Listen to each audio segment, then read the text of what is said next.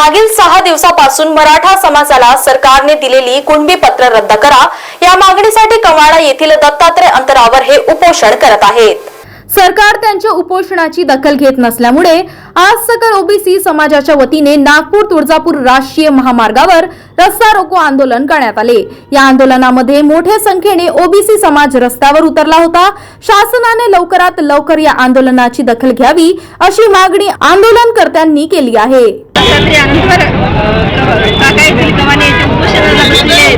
आमचं एकच मत आहे की आमच्या ओबीसीतून आरक्षण मराठा समाजाला देऊ नये आणि जे तुमचे मराठा नेत्यांनी जे खोटं काही लक्षण चालू आहे ते थांबलं पाहिजे, तात्काळ थांबलं पाहिजे। 7 दिवस झाले त्यांच्या अन्नाचा पण सुद्धा त्याच्यात मोठामध्ये नाही। आमचा संयम तोडण्याचा विचार करू नये। आम्ही ओबीसी बांधव एवढे संयमी आहोत, आम्हाला रस्त्यावर उतरायची नाही। आज आम्हाला इथं येण्याची गरज आली, आम्हाला कुठल्याही त्यांना आरक्षण भेटावा नाही भेटावं, आम्हाला कुठली काही आमची काही अपेक्षा नाही, त्यांना भेटावं आमच्यातून देऊ नये।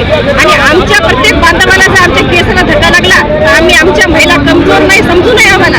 आम्ही आज फक्त इथं आम्ही दोघी तिघी जणी आलेले आहोत। सगळा आमचा ओबीसी समाज रस्त्यावर उतरून काय करणार नाही आणि काय करेल हे तुम्ही समजून घ्या, कारण आम्ही आमचा संयम तोडला तर आम्ही काही करेल याचं काही सांगू शकत नाही।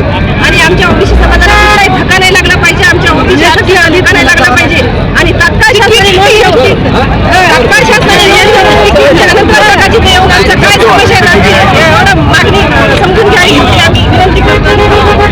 आज 21 तारखेपासून आमरण उपोषणाला अनंतवार बसलेले आहेत। सरकारनं कुठेही आणखी दखल घेतली नाही। जर सरकार आमची ओबीसी समाजाची दखल घेत नसेल तर ह्या तर रास्ता रोको केला, याच्यानंतर असं भव्य आणि दिव्य करू, सरकारला आम्ही इथं आणण्याचा प्रयत्न करू। तर मुख्यमंत्र्याव उपमुख्यमंत्र्याव आमच्या या उपोषणाला भेट द्यायला तयार नाही, आमच्या गरीब समाजाची हे काही काळजी करायला तयार नाही।